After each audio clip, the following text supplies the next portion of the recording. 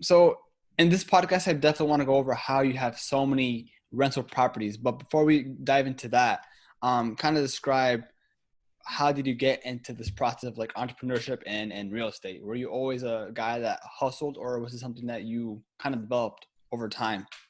Yeah, no, that's a great question. So I've always kind of had the entrepreneurial gene. My dad worked for the same company for 38 years and retired, and that was kind of his path. And just growing up, that's not what I wanted to do. I always had side jobs. My buddy Lucas, who owned my rentals with me, we had a house painting company all throughout college. We painted houses on the side, exteriors of houses and decks and stuff. We even tried to become bookies for a little bit in college. So we tried a ton of different things. Always doing something on the side. In high school, I shoveled horse manure at a horse farm. So cleaned out horse stalls. So I've always had that drive to do my own thing and succeed. And then I went to college and got a job right outside of college and did well and enjoyed it. But I wanted to be my own boss and slowly built the rental portfolio on the side. And then when the time came, I made the leap into full-time real estate. So I've definitely always had that entrepreneurial gene to always want to do more and do better. Mm-hmm. But as an entrepreneur, you can definitely have a lot of like side hustles or create full-fledged businesses. Now, you are deeply into real estate, but did you have any other projects or ventures that you kind of wanted to dive in prior to like real estate, or did you have other ideas? No, it's pretty much just real estate because they're real estate, and which we can talk about, but real estate gives you so many.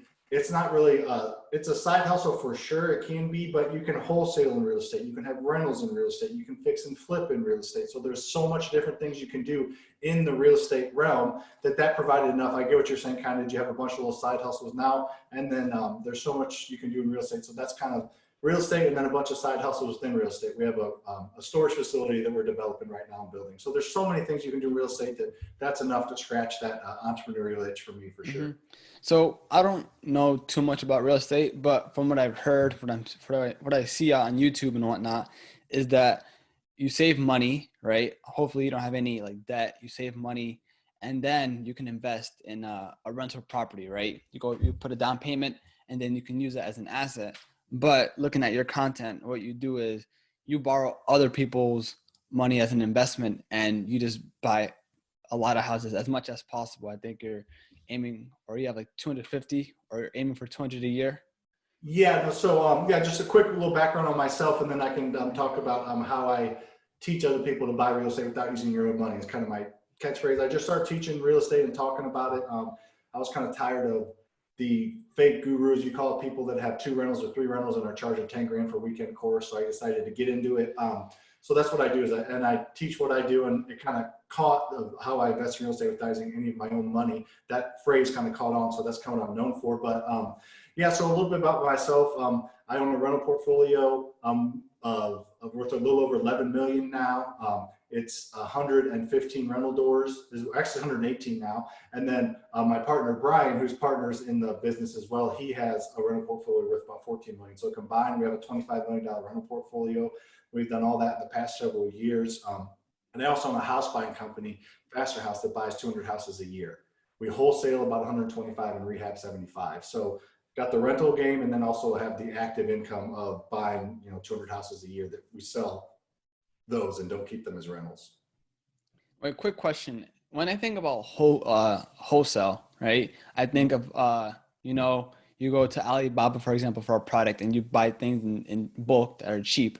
Now, when I think about real estate, how does that kind of work out? Is it just literally like, how does that work out? Like wholesale real estate? Great question. So wholesale real estate. So wholesaling is just like anything else. You're taking advantage of a inefficiency. So if you want to get your car fixed, but you don't know how, that's an inefficiency in your skill set and knowledge. So you take to a mechanic to fix it, right? So that's where an Amazon and Alibaba, or Amazon, you want something delivered to your house. You don't feel like going out and picking something out, so they deliver it to your house. They take advantage of the lack of knowledge or inefficiency, and that's what wholesaling is. It's taking advantage of not people, but of a situation. If somebody wants to sell their house that needs a ton of work, that needs 40 grand worth of work to get to market ready, they want to sell that. A wholesaler will usually get in contact with them, offer them a price on that house that they accept, and then they turn around and sell that contract to like me or or a other real estate investor that can close on it. So basically you're connecting a buyer and a seller, kind of like a real estate agent. It's a lot like a real estate agent, but in the investing world. So you contact a seller and a buyer, and you just get paid to be the middleman to help connect the two, just like a real estate agent, list your house on the open market. But it's just kind of a different hidden market of houses that need work because someone went into foreclosure or the house is outdated and it won't pass any inspection. So there's a million reasons why people sell their house wholesale. And then a wholesaler just kind of connects the two dots and gets paid, anywhere from $2,000 to usually $10,000 to do so. And what you do, does that require some sort of license? It does not. No? Nope. Being a wholesaler requires zero license, and neither does growing a rental portfolio. These are great questions that I get asked all the time by people that are just getting into real estate. So these are good questions, but no, you don't need a license to wholesale real estate or buy rental properties. I do have my license, but I just use it to have access to tax records and the MLS, which is the multiple listing service, and just be able to get involved in real estate more by having my license and just having more access to things. But I don't use my license to list and buy houses. When I watch your content from the videos that I've watched, it reminded me of this guy that I read about in this book, Conrad Hilton. He was a hotelier, and he bought his first hotel in Texas. And what he would do, he bought that first hotel to partner, right? Because he didn't have the full funds to do so. But over the course of his career, he's bought many, many, many hotels that were very, very expensive, but he had many partners. And after each successful acquisition, and after each acquisition in which his partners made money, his network just grew and grew. He was able to buy more expensive hotels that got him a better return on investment. And that kind of just reminded me of you, because you say you use other people's money to buy properties, right? And of course, the incentive for those people is a return on investment. And I just think, okay, if anyone wants to get in on this, I think maybe the hardest thing, what I'm thinking, is networking and knowing those individuals to get that money and gain their trust, and tell them what or how they're going to get the return on investment. Yep. Though that's great. First off, that guy Conrad has a way cooler name than me. Conrad's a much cooler name than Sam.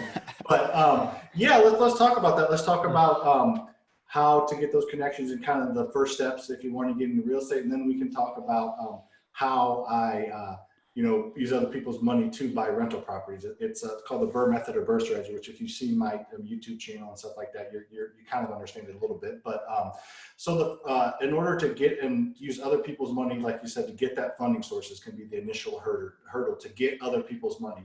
In order to use other people's money, you have to get it first, right? So there's two main ways to do that. One is a private lender, and that's usually like a family or friend connection. They're a little bit harder to find. The next thing I'm going to talk about, hard money, is not hard to find. So there's two sources for funding mainly. The first one is private lender. It's usually like your grandma's neighbor or your grandma or your dad's boss or your friend's dad or something like that, or your aunt. It's usually somebody they're connected with that has some extra money. They want to invest in real estate, and you're giving them extremely safe, secure investment with personally guaranteed return. So it's a great investment for people. When I talk to our private lenders, I tell them, I'm not looking for your entire investment portfolio. Just give me a couple $100,000 or $100,000 for this specific deal. I'll have your money back in a few months plus interest, and you're secured by several legal documents that we sign. So it's a great way. But I understand that doesn't happen overnight. It took us several months to find our first private lender. It might take you 2 years, but it's well worth finding a private lender so you can offer cash.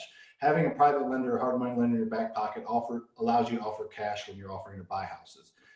Quickly, the second one, and then whatever question you have next. The second one is a hard money lender. It is a business that is in business to lend money to other real estate investors. The whole purpose of their business is they borrow money cheap and loan it out for more money. They arbitrage the difference. And just Google hard money lenders, go on Facebook and join your local real estate investing group to get involved in the community, but also ask for hard money lenders there. If you live in a town of any decent size, there are hard money lenders in your town. You just got to find them, and they loan based on the quality of the deal you bring them. So funding is a little bit of a hurdle to overcome, but if you stick to it and know what you're looking for, you can get funding for sure. Whether you have really good credit or just decent credit. Really bad credit, maybe a little harder, but you can. I always tell people wholesale and do other things in real estate while you're building your credit. Then when your credit's good enough, then it opens more funding doors. Okay, so once you have the backing of your peers or lenders. Now, the next thing will be, okay, what property is worth investing in, worth flipping and, getting a return on investment. Now that's another skill that I think you have to develop over time, right? Yes, sir. Yeah, no, a lot of this stuff happens over time. The first 5 deals are always the hardest, which 5 might sound like a lot. And it is a lot for most people, for sure. I mean, if you have one rental property, you own more property than, I don't know the exact stat, like 98 or 99% of the population. So just having one is a big deal, but you definitely are going to, stub your toe a little bit and overcome a lot of obstacles the first 4 or 5. But after you've done that many, you're funding, that you prove that you can fund the deal. You've proved to the bank that you can refinance, which we talk about the BRRRR method if you want here in a minute. And then you prove to contractors and other house buying sources that you can close and you can do it. So after you have 4 or 5, the floodgates really open up and it gets a lot easier. But those first 4 or 5, you're going to make errors, you're going to make mistakes. And that's why I started the company Faster Freedom, is to help people get through those first 4 or 5 properties with, you're still going to make mistakes, but less mistakes than you would have made it figuring out on your own. Because we just figured it out as we went and we made a lot of mistakes along the way, but now we have all the systems and processes in place and we're kind of trying to share those. So it just seems, I'm not going to lie, kind of scary to make those initial mistakes because it's really like high ticket or, it's a lot of money that you're responsible for, right? It's not like this regular e-commerce business. It's real big money on real estate properties. And, a lot of people are invested their money. And that's the thing. You have to make sure you keep yourself in check, but make sure that your investors are happy as well, right? Now, let me see if I got this correct for the BRRRR strategy. So you buy the real estate, you rehab, rent, and then I forgot what the other one, the other 2. You're good, man. I'm here for you. Let's break it down. So, okay, for buying a property, now it's not as easy as just Googling, what properties can I buy? There has to be some efficient processes or some nuances that you should know about to buy a property, right? So what are kind of the steps breaking down in the first step of the BRRRR strategy of just buying a property? For sure. I love it. Do you mind if I quickly just go through what the BRRRR strategy is? Yeah. Then we'll just go through the letter, if that's cool. All right. Yeah. The BRRRR strategy is the way to buy real estate without using any of your own money. I say that a lot on my TikTok and my things, and people think it's like a Ponzi scheme or something, and it's not. The BRRRR strategy has been around for years. People, I know Bigger Pockets kind of coined that phrase, but this way to invest in real estate has been around a long time, so it is proven. But the BRRRR strategy is B and then 4 R's, BRRRR, and it stands for buy, rehab, rent, refinance, and repeat. So let's go through the number or the letters and I'll explain them and give tips on them. And then I can just do a real life example if we want to kind of drive it. Yeah. It's after you understand it, it's pretty easy, but it took me a while. It takes a while of critical thinking to wrap your mind around not have to put 20% down on real estate. Because that's how everybody thinks you have to buy. So it is definitely a bigger concept, but after you get your mind around it, it's pretty simple. So we'll just start at the beginning and just ask questions as I'm going through it like anybody else would. So sure.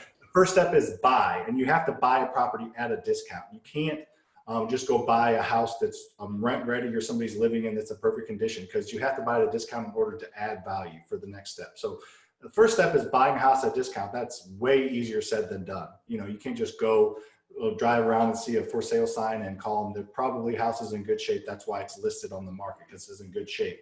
So there's a ton of different ways that you can find houses at a discount. The first is, like I said earlier, going to join those local real estate investing Facebook groups that I talked about. Facebook knows where you are, and there are these groups that have usually 5,000 to 20,000 people in them that are on Facebook in your local market, wherever your market is. And there's wholesalers and real estate agents and contractors, and that's where you can just meet a ton of people. Your Rolodex will immediately be lifted once you join one of those groups.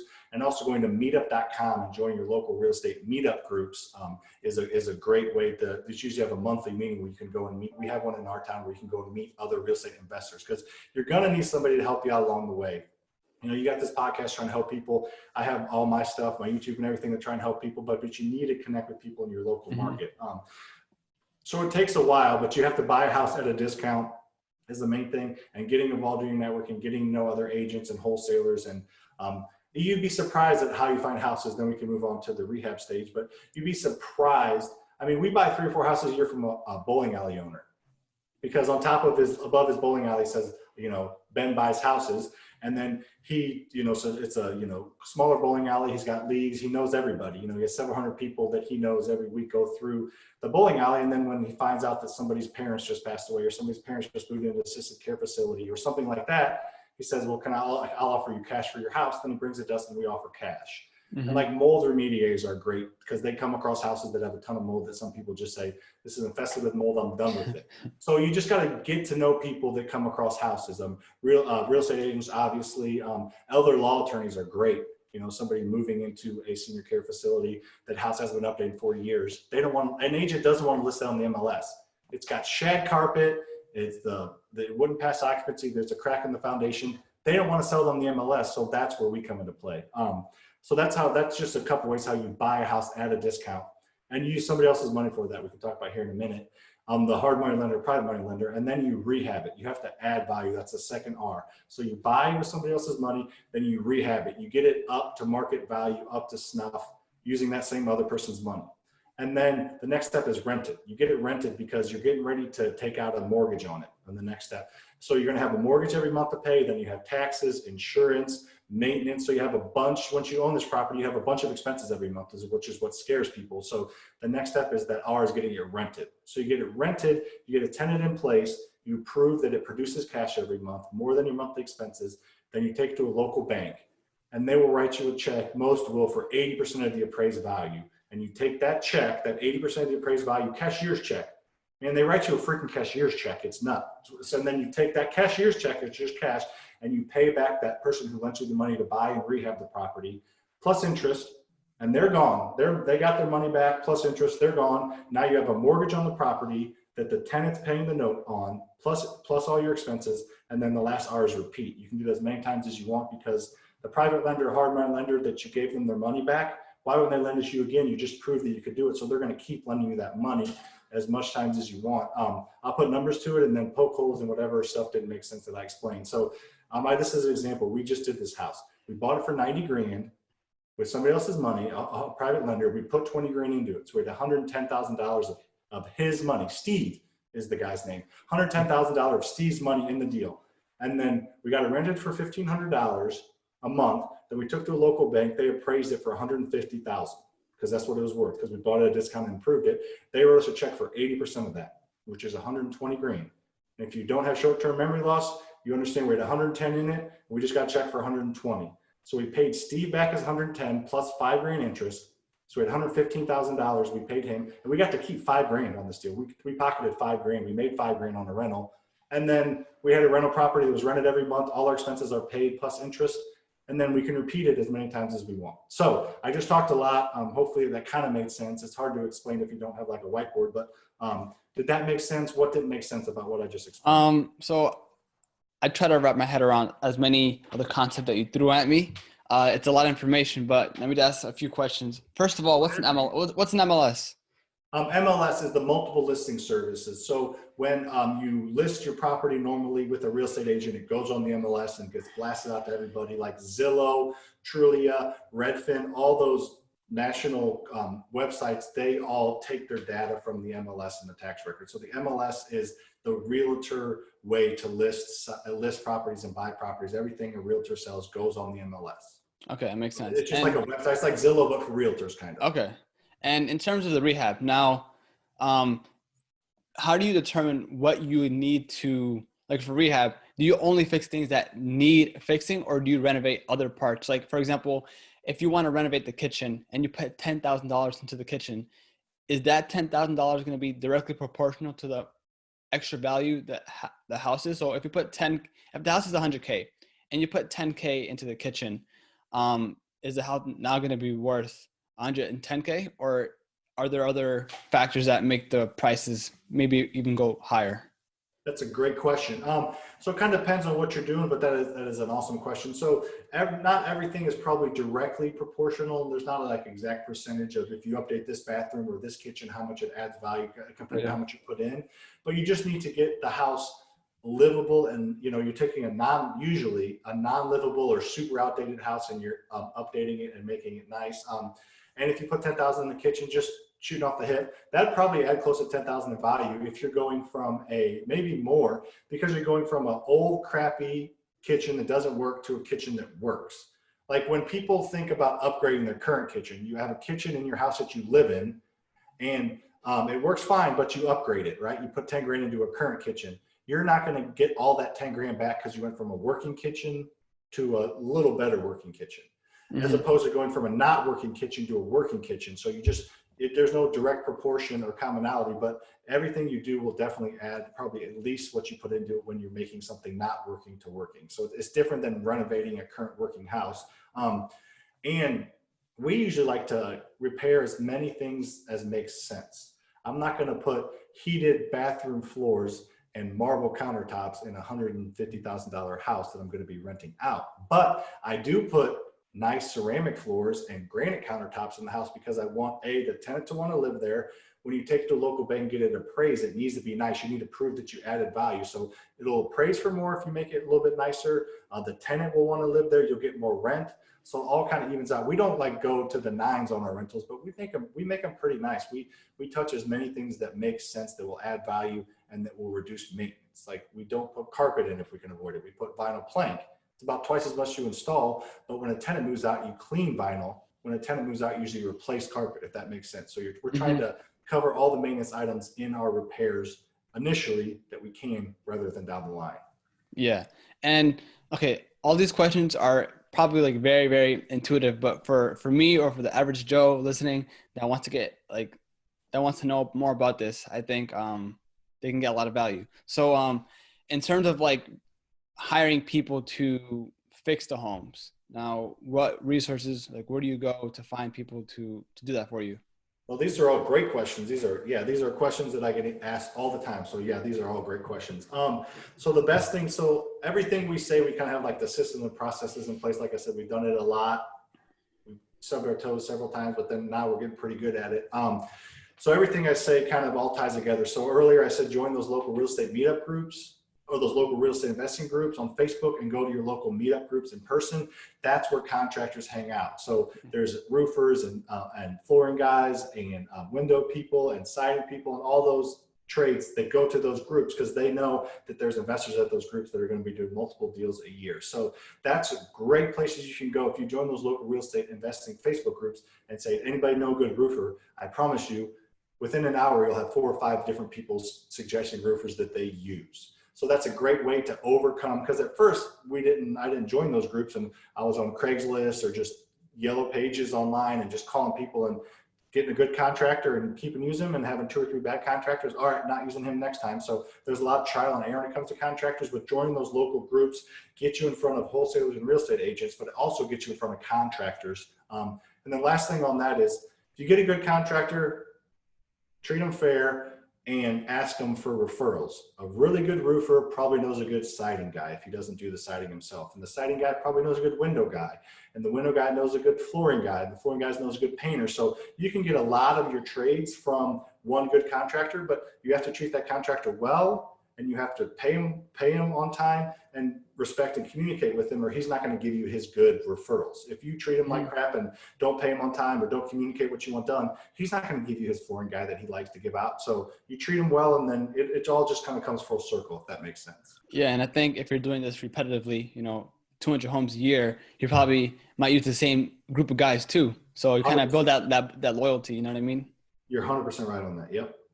But we're always looking to grow our contractor base, because you never know, contractors retired, our flooring guy just retired or move out of town. So we're always we have our A team, we say, and then we like to have our bench, or people we can go to if our A team can't do it or is too busy or whatever. And do you also account for like unforeseeable costs, like something that out of the blue, maybe there's a cost that you approximated to be 10K, but for some reason it was 12, 15,000. Like, how do you kind of measure that? We never screw up our budget ever. I'm kidding. I'm joking. That's a joke. Budget's always been screwed up. I just did a YouTube video I released yesterday about how we lost 40 grand on a house. Oh yeah. You're taking advice from a guy who just lost 40 grand on a house, but because it happens. That was a rare one, but it does happen. So as far as your budget. So you're going to learn as you go. And if you're just starting, try to get 3 bids on everything. And it's going to take a lot of time and calls and meeting people for the first several to get your contractor base in place. But once you do it enough, you know, in general, how much things cost. But every rehab goes over budget. So we do put a 10% buffer. So if it's a $30,000 rehab that we're sure it's going to be 30 grand, we put 10% on top of that and do 33 grand. So we put another 3 grand. Sometimes we do 15% if it's an older house. So we do always leave a fluff in there, is what we call it, for unforeseen errors, because there's always unforeseen errors for sure, man. There's always unforeseen errors. And now for the next step, how do you find people to, you know, live in your property and, you know, use your rental property as an asset, basically? Yep, great question. So with how many doors we have, and especially with a full-time job and you want to rent it out, it's really hard to meet tenants at every single, you know, do showings and meet tenants at every single property. So we use Tenant Turner, is what it's called. And it's, and I'll say what we do and then what you can maybe do if you don't want to spend the money. But Tenant Turner, they have electronic lock boxes that we listed on Tenant Turner, then Tenant Turner listed on Zillow, on Craigslist, on Realtor. They listed on all the sites that people look for rentals. And then the person has to fill out a short application that you have to give their like information so you know who's actually going into the property. Take a picture of their photo ID, because you'd be surprised, about once or twice a month I hear stories of someone trying to steal somebody else's rental and have them pay them even though they don't own the property, and then that person tries to move in and they're just scamming the system. So somebody would, one of my rentals listed online, somebody sees the pictures, they snag them on their computer, and then they list it themselves and say, listed for $200 cheaper than I am. Somebody's interested, they approve them and collect rent, and that person tries to move in and they're out the money because I didn't approve them. So, so Tenant Turner helps avoid that. And they also have that electronic lockbox that they only give a short period of time that the person can get in the house. So we do, it's called self-showing. We don't meet our tenants at any of our properties. They look at the property themselves because they're all vacant through Tenant Turner. But if you're just doing it yourself, you can list them on Craigslist or list them on Zillow or list them out there. That's where most people look for rentals. So just listing them out online. And then there's a bunch of free software you can use to start the approval process. Like Cozy is a nice property management software that's free up to like 10 properties, and then they charge you. Our property management software, Propertyware, they run the background check, they run the credit report, they run the criminal history, all within the software. So the technology really helps with that kind of stuff, so you know who you're actually approving. I didn't know. You said, what was the name of the company? Tenant Turner. Yeah. So you can literally go into the building and check it out for yourself. You don't need anyone else there to. Yeah. So they have to, so they have to go on, they see the link on Zillow. They click, I want to view the property, and then Tenant Turner out and all the exact questions, but they're, you know, what's your phone number, email address, actual address, social security number, send me a picture of your ID. So like they get all their like sensitive information, because you just don't want anybody in your property. And then they say you can see the property at noon. And then from noon to, let's say, 12:15, they give them a code 1, 2, 3, 4, 5, 6, 7, 8. That code works to open the lockbox to get in. But if they show up at 12:18, they can't get in. So they can't go in and then go back. They can't, like, you know, get in and then, you know, steal the key. If they steal the key, don't put it back in, we get alerted. So it's a way to help secure just letting anybody in your property. That's a pretty cool tool. Yeah, there's so much cool technology out there like that, man. It makes it a lot easier. Back in the day, before I started buying, I mean, you had to meet a tenant at every single property, you know, and you don't know until you know and meet the tenant. But man, you could show 10 or 15 different tenants a rental and not approve any of them. So this just saves a lot of time. I think, like a lot of businesses, in any business, if you're able to find an efficient tool to really streamline the process, you know, time is money. And if you're very, very efficient, then, you know, you can potentially make more money. It's all about finding those right tools. You're right, my man. That's exactly what that Tenant Turner does. And Show Mojo is another one. We use both of them. Now, the parts I got lost on, refinance and repeat, that I don't understand at all. So kind of like break it down even further, or like repeat it. Oh, for sure. Yeah, no, and it's hard to explain, especially with no visuals, but yeah, so I'll break down that part of it. So you understand buying a property, somebody else's money, fixing it up and getting a tenant in it. That's easier said than done, but we understand it. So the refinance part, this is where the magic is. So you own a property in cash. Now somebody else's cash, but you own it cash. And these are small local banks you go to, not your Bank of America's, your Commerce banks. They won't do this. Small local portfolio lending banks, and every town has them. So you go to those banks, and You join the local Facebook groups and meetups, and you ask who the best banks to use are, and they'll tell you. So all of it ties back to that. But you go to those banks, and they say, okay, you're using the BRRRR method. You want to BRRRR out of this property. You want us to appraise the property and take out a mortgage on the property? No problem. We're going to go send an appraiser out, because we're not just going to give you, money for no reason or not do a research. So they're going to underwrite the deal. They're going to send an appraiser out. And this is where the magic happens. Most of them will be around 80, some less, but let's just use 80 for a simple example. Most of them will give you 80% of whatever the property appraises for. So they'll write you a check for that, but then they have a mortgage on the property. It's the same thing as you taking on a mortgage on your personal house. You just don't have to put 20% down. So that's where that 20% comes in. Rather than put 20% down, they're letting you use 20% equity, because they want to feel secure. A bank's not going to loan 100% of deals anymore, because what happens when the market dips? They're screwed. The properties, they have a bigger mortgage than what the property's worth. The fact that the bank will cut you a check for 80% of the appraised value means the bank feels secure enough that there's 20% equity. They're giving you a mortgage on the example we talked about, or the example of if the property worth 100 grand, they'll cut you a check for 80 grand. So there's 20 grand worth of equity. So they feel secure enough that you have a mortgage for 80 grand on the property, you're collecting rent, so they feel like it's an asset and not a liability. And then they're going to cut you that check for 80 grand so you can pay back your private lender. And now they have a mortgage on the property. You have to pay them every month for 20 or 25 years that you have to pay them, just like every mortgage on your house. But they're okay with it because you're renting it and you're getting more every month than what the mortgage is. So they feel secure doing the loan. And it's a weird thing that I never knew existed till 5 or 6 years ago. It doesn't even make sense. It's still kind of crazy that they can do it, but they do it, and they do it all the time. So poke holes in that a little bit. I feel like I explained that all right, but I can maybe explain it better. Did that make a little more sense? Yeah. The second time around it did. Now, I feel if you do this by yourself, or even with a partner, there's so many processes, so many steps. Do you kind of work with the team to handle all that, and you kind of focus on one specific thing that you're best at? Yeah, so right when we built most of our portfolios, me and my business partner Lucas, and we did a lot of this ourselves. I mean, we had a team of contractors that we kind of worked with, but the first few houses we did the work ourselves. But after that, we hired everything out. So we do have a team, and we kind of did it ourselves and our own team, and then we started to grow a team of contractors. And a really good contractor we had became our handyman to do all our repairs. Then we had someone do leasing for us on the side, part time. So we started to grow a team as we grew, and felt it necessary. We grew a team, and now, I mean, we're to a pretty good place where we have a whole property management company that we own that manages all our properties for us. There's somebody that runs the company. We got maintenance people. We got leasing people. We got fix and flip people that like fix up the properties when we buy them with the BRRRR method. So we have a team in place now. But as we grew, it just was we just pulling our hair out and doing as much as we could. It's a fairly simple process, but it's not easy, and it takes time and effort. So there was a lot of work put in initially, for sure. There still is, but yeah. And what are like some nuances that you think, okay, anyone listening to this, they got the fundamentals down with the BRRRR strategy, they got it, they absorbed it, but like you said, it's a lot more difficult than what it seems. There's definitely some nuances there, or it's like I feel like whenever you hear about a concept, I think about like a big block of cheese, like a cheddar cheese. There's a lot of holes that need to be filled in, and those holes are nuances, right? Now, what nuances that you think, say, a year in that you didn't know about that you wish you knew, and it could have saved you a lot of time and money? Yeah, for sure. So one of the big ones is when you're repairing, to take care of big ticket items up front.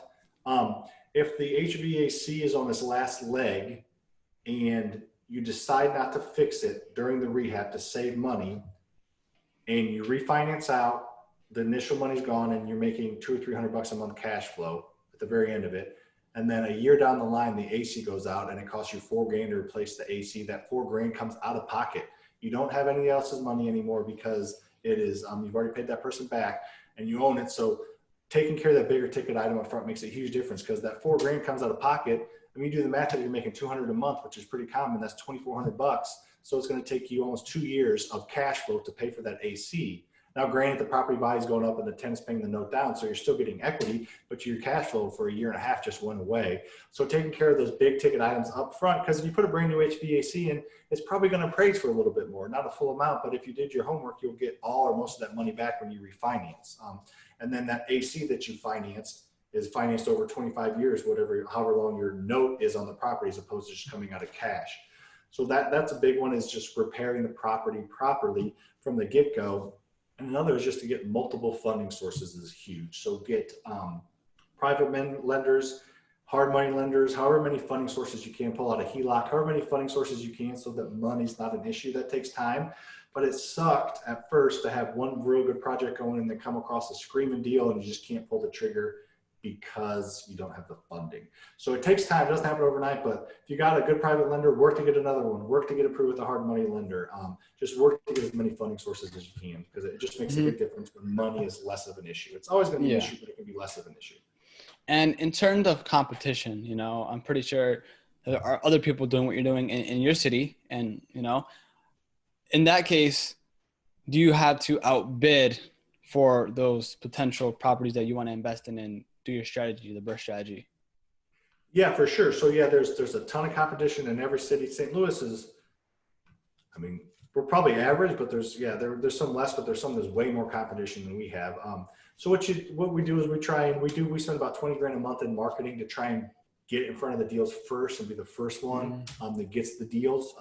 So there's less competition, which helps, but there's competition on some, and your numbers are your numbers. We have a formula that we use to buy houses, and we just got to stick to it. You can't get emotionally attached. So if the numbers meet the criteria, great. If we can't get it for that, we move on to the next one, because there's so many houses out there. I mean, everybody has to live and rent or live and own. So there's just so many houses that there's a lot out there. And if you're looking to, you know, if you do all these strategies we talked about and learn more and get a mentor and get involved in your local community, real estate community, and your goal is to buy 2 to 5 a year, you can do that. When you're like us, where you're freaking greedy trying to buy 20 a month, then you get run into more competition. But and we buy them to where we mark them up and sell them. So somebody can come in as the end buyer and outbid us at times. So there is competition out there, to answer your question, but there's so many houses and so many different situations why people need to sell their house at a discount. If you're involved enough, you'll come across deals that you can close it and make work. And how do you kind of pay yourself an income? I mean, I'm still kind of confused as to whenever I feel like you buy a property, you might have that good debt. It's debt, but it's good debt. And you have that cash flow. So when do you kind of, you know, decide to use that money and, you know, use it to pay the bills? Yeah, it's a great question. So we don't use that to pay any bills right now, because we have our active income of buying a couple hundred houses a year. So that's what pays our active income. But that's a great question, because the goal for most people will be to buy rentals so they can quit their day job and, you know, be their own boss and get involved in the real estate community. Not everybody's goal. Some people just want to own 5 rentals so they can retire better or retire early, or 10 rentals, whatever it may be. So we don't pay ourselves from our rentals, just because that allows us to grow faster. I think, which I guess I might as well be as transparent as I can, I think we made, just out of my 115 rentals, not Brian's rentals, I think just of my 115 rentals, we made a little over 20 grand last month in net after insurance, taxes, everything. And we're just dumping that back into the business, because if we want to buy an apartment complex or something and put 20% down, or we just want to have security in the bank, we don't take that money, because if you take every cent you make, it doesn't allow for errors and it doesn't allow you to grow as fast. So we keep all the money in there. And I would suggest doing that is after getting started. Great time to do rentals is when you have a full-time W-2 job, because it makes you more bankable for that refinance stage and the private money stage. So most people have a full-time job as they're growing rentals, and I think that's great. And if you need the money, take it out. But if you can survive by keeping that money in there, you're just going to grow faster and create more wealth and equity if you can keep the money in the bank and not spend it, or keep it as yourself. And then at a certain point you can, but I would suggest putting it in there and holding on to it at first. Yeah. So in terms of your personal ambition, what do you kind of want to create? You know, you kind of have already like an empire per se, but do you have other ambitions? I know you're providing a lot of value on your YouTube videos, Instagram, TikTok, teaching us folks how to like do this. Is that something that you want to implement, you know, kind of have a coaching / mentorship around what you're doing right now? Yeah, for sure. Yes, for sure, man. So Yeah, so our goal for my portfolio is it's worth 11 million. My goal is for that to have be $100 million rent portfolio. So grow quite a bit over the next several years. I'm 32. By the time I'm 40, I want to have that 100 million. So grow a lot over the next several years. Add rentals, add apartment complexes, add storage facilities. So I'm going to be doing that. But then as far as this like education business, like you said, the whole kind of reason we're talking is why I put that free content out there. Yeah, I'm trying to grow that right now. I'm trying to get a brand out there, the Faster Freedom brand, just trying to be on podcasts like this and be on and do my own stuff to get a brand out there and then eventually monetize that. Like right now I'm in the brand building phase. We do have a course we offer about growing rental portfolio and things like that, but I'm still kind of figuring out what I want to do with this Faster Freedom thing. Just right now I'm in the branding stage and free content giving stage. So Yeah. eventually I'll monetize it, and we have courses. We have like an online course that we offer and some free courses we offer as well. But I don't know about that yet. Just try to get my name out there, and we'll see where it goes. Maybe I'll grow it, won't try to make it national, or maybe I'll Yeah. decide to not do it. So we'll see. And do you have like a community? You know, a lot of people on TikTok, when they go into like financing or investing, they have like Facebook groups or Discord groups to talk with their community about that one certain subject. Do you kind of have something similar? Yeah, we do. So I mean, so I have my communities like everything's under Faster Freedom name on TikTok, YouTube, Mm-hmm. Instagram, all that. So we have that. So and my Facebook, we have a business Facebook page. And then we have a bunch of, or not a bunch, but a few closed Facebook groups that people kind of pay to be in and pay to have us interact and help coach them. So those are kind of our groups that we have as far as growing a community. And then we have a local meetup group I talked about earlier. We have 150, 200 people show up every month that we help out. But yeah, that community and that brand is what I'm building right now. It's kind of why we're chatting, trying to just build the brand, the Faster Freedom brand as much as we can. Mm-hmm. So you mentioned that you have your partner, Lucas, and by yourself in your portfolio, you have 115 properties, right? Mhm. Do you suggest or do you recommend that if you do start this on your, if you do want to get into this, you think it's important to find a partner or to do everything yourself at first, learn everything as much as you can, and then as you start to kind of scale, partner up?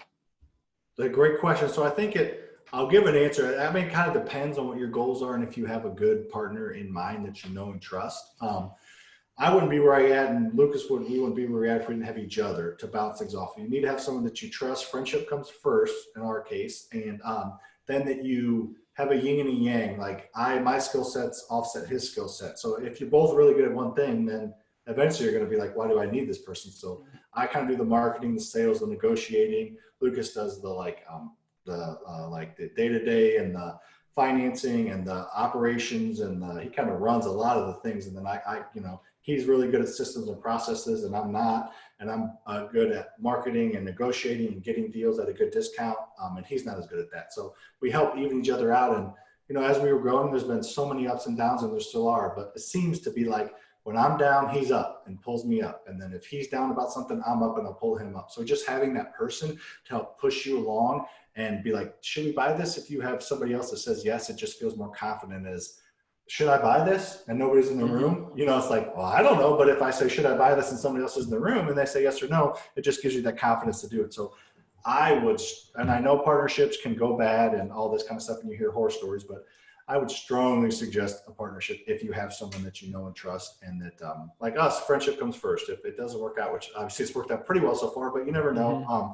We always know that we have our friendship. So I would strongly suggest it, but I would definitely be careful to pick who you choose, if that makes sense. No, yeah, definitely. I think as long as you choose someone, not just because he's your friend, but because they have information that you don't know about in terms of like knowing how to do stuff. You each have your own specialization, and if you just combine the best of both worlds, then you can create a killer partnership. Yep, If I you agree know, with that. yeah, if you know the same thing as your partner, then maybe you won't grow as fast. And at So, some point you're yeah. like, well, why am I splitting stuff with you if I know, why am I splitting things 50-50 with you if I know what you know, kind of thing. So Yeah. it's also fun, man. It's fun to do this kind of stuff. It's crazy the stuff we do. Don't want to sound I don't know the word, but I mean, we buy, all 20 houses a month almost, and then we have this rental portfolio. It's almost like it's not a game because they're big. You're right. Like you said earlier, it's scary because they're big. They're houses, foundations, and roofs, and they're big ticket items, but it's fun. And especially if you have someone to share that fun with and that competitiveness with Hmm. it makes it all the better. Do you kind of have like a funny or any sort of crazy story like along your journey? Yeah, we've had, I mean, we just lost 40 grand on the house, which was crazy. Uh, we took over a small apartment complex. We had two people pass away in a 9-unit apartment complex, overdosing. So that it was just a rough apartment complex. It's not in a rough area of town, but it was just rough. We took it over and just, that kind of stuff happens. We've had a couple people pass away in our units. Trying to think of any other crazy stories. We've had crazy tenants we've dealt with. We have tenants that just, just are just have crazy requests. And trying to think what else. At one time, right when Lucas and I were getting started, we bought 3 houses and we didn't BRRRR out of any of them. The the refinance stage got screwed up. 3 houses that we each were 7 grand short. So we had to bring 21 grand to the closing table. We didn't have it if we wanted to do the deal. So that was horrible. I remember Lucas texting me with the appraisals and how much money we had to bring to the table. I was like, we don't have it. So I guess we're out of business. Good thing we have our day job with real estate. Fortunately, we were able to pull out some equity in a couple of our properties to make the difference. And then we sold one of the 2 just for what we had in it. So we were able to make some things happen, but sure, we've had some crazier stuff happen that I don't know can be on. If I don't know your audience, but as far as that goes, nothing too crazy. But there's always every house has a new story and it's a different thing. It's always a challenge. No 2 houses are the same. And I forgot to ask. I wanted to ask this question. So for the investors, the people that you borrow the money from, how do they get paid, and what tools do you use to pay them? It's not like, oh, give me your cash and I'll pay you through Venmo. Like, what kind of processes do you use to pay them back with interest over time? Yeah, for sure. So the private money lenders, we just pay back on the refinance stage, or when you sell. If you're buying a house fixed up and selling it on the market and flipping it, you can do the same thing.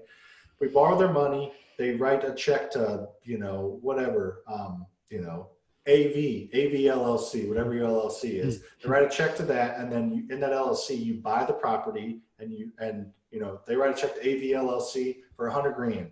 You buy the property for 80, and then you have 20 extra grand to rehab it. So you have 100 grand of their money out of your account in there. And then when you take it to the refinance stage, or you sell it, and then you get your proceeds, then you just pay them back plus interest at that time. So whenever the project's done, you pay them back. Hard money lenders usually want monthly payments around to probably a percentage of what they loan you. If they loan you $100,000, they probably want $1,000 monthly payments. That's why you want to get in and out as quick as possible. And you can do that through a private lender, through your own money, because you'll hopefully get it back through a HELOC, or sometimes they'll let it come out of, they'll give you enough to where you can pay them back. It just kind of depends. Okay. And you think that you've, over time, made all your investors happy? Yeah. I mean, we have we lost money on deals, but we've never not paid back a lender because we understand the value of having a good lender. So, I mean, our initial lender, Steve, who I talked about, who does recent deals with us, but he gave us our first loan. He gave us $100,000 on our very first deal. And we've probably used that same $100,000 probably 40 times in and out with the BRRRR. That's why there's the repeat. You get it, you're paying back plus interest. You get the same amount, you're paying back plus interest. So, and I mean, he probably makes 30 to 50 grand a year on us. And we could probably do a little bit more funding ourselves, but we just like to have money in the bank. And we just look at it as part of the deal. We do enough that a couple grand out of pocket on a deal makes sense to be able to use somebody else's money so we can grow faster and not use our own, because we don't have unlimited money, obviously. So. And in terms of your daily routine, how does it look like on average?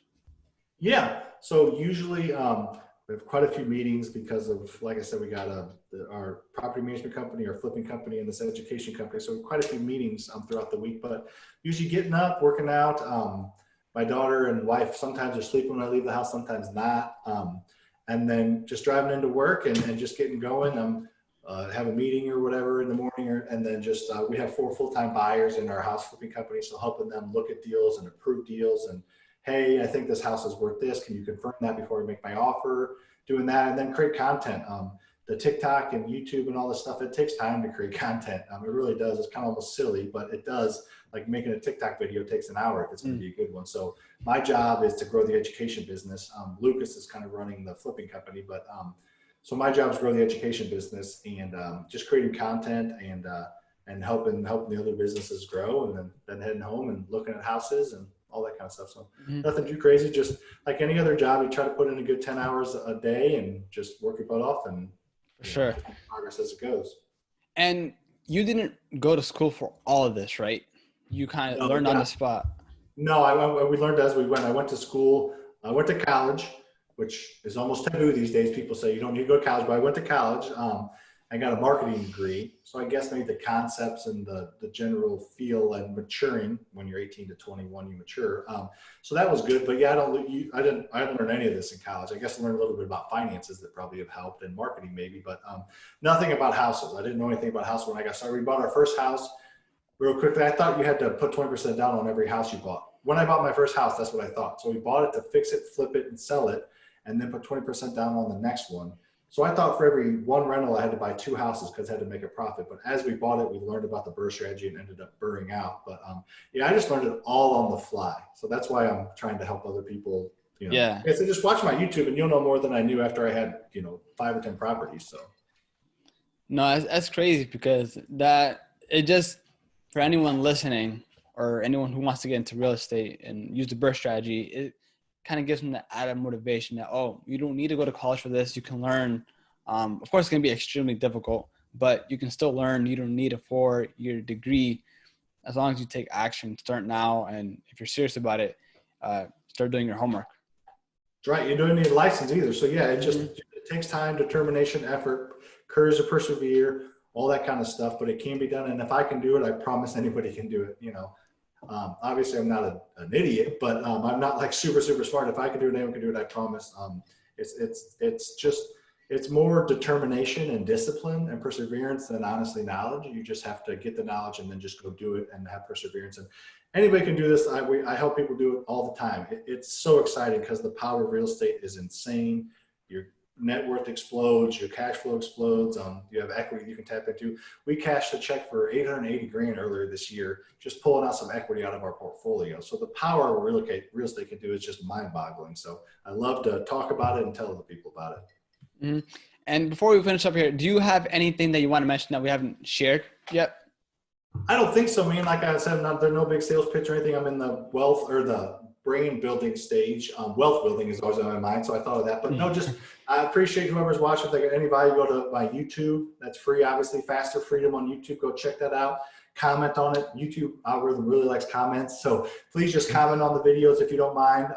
Then I have a TikTok and Instagram, all under Faster Freedom. And then if they do want to go to freerentalwebinar.com. It's a free hour and a half webinar I recorded that teaches a lot of this stuff just in a long time. It's free too. So follow me on my social, especially YouTube, and then freerentalwebinar.com. Mm-hmm. Go there and check it out. It's all free, not asking for anything from anybody. So just trying to provide value right now. I think all those links are on your link tree on Instagram, right? And on TikTok. Yes, sir. You got it. Yep, they're all on there. Sometimes I mess with the link tree. Like when I just put a YouTube video out yesterday, I made the link tree go directly to that. But yeah, for the most part, 90% of the time, my link tree on Instagram and TikTok has those on. All right. Nevertheless, I'll put all those links in the show notes. So if anyone's listening to this podcast, they can go down in the description and click any of those links to check that out. That'd be awesome, man. I appreciate that. So yeah, Sam, I don't want to take too much of your time. And I think we actually learned a lot. I originally was going to go over like your whole entrepreneurial journey, but you just breaking down the BRRRR strategy like a lot deeper. Even though I'm not going to lie, it was a lot of information. I can't process all that. I definitely did learn a lot because I wasn't too familiar. When I scroll down on TikTok, people talk about it and I'm like, oh, that's pretty cool. But, you kind of breaking it down even further really helped me out learn it. And I think anyone else as well. So I really do appreciate that. Awesome. Appreciate you having me. And yeah, if we ever want to, after this one goes out, if it does all right and people like what they hear, I'll come on again and we can break it down even more. Or we can talk wholesaling or rehabbing, or we can talk entrepreneur journey or mindset. So yeah, I love to talk real estate. So, hopefully if people like this one and you get a good spike in viewership, we can do it again. If nobody watches it, maybe you don't want to have me back. Nah, for sure, man. I really do appreciate it.